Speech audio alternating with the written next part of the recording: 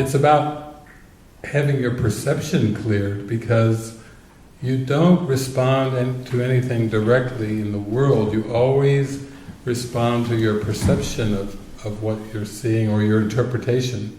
So you're not responding really to the images, you're responding to the interpretation of the images. And really, it's important to start to see that the interpretation is not apart from the images, that it's not like you have this, that there actually is this objective world of events and circumstances and images, and then there's a filter that you have in your mind, and the images are going to do what they're going to do, and you have to clean the filter. It's actually what we're told and we're shown in the workbook, that my thoughts are images I have made, and that basically projection makes perception, and what you perceive is just a motion picture of what you believe and what your thoughts are. There is really no filter in between.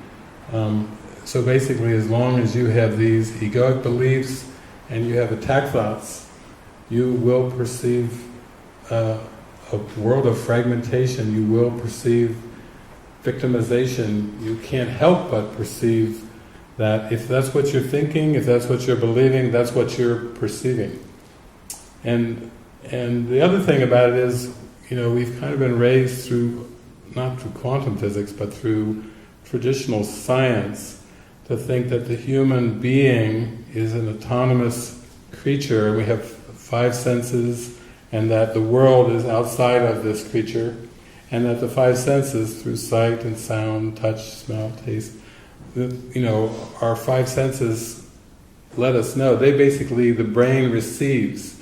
We're told the light goes in through the retina and the image gets turned over, and then there's brain impulses. We've got it all backwards. We've all been raised with our physiology as if the world's out there and light's coming at us as human beings and things, when actually it's more accurate to think of like the eyes, instead of receptors, they're actually projectors. They're doing what the mind is thinking and believing, and the body and the world is part of the projection.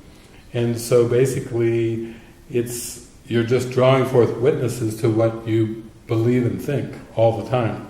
And that's why the only solution is in the mind. There is no safety to be found on a battleground. There will never be a point when the character in the dream will go, I finally made it to my Shangri-La, my safe part of my dream, my safe haven.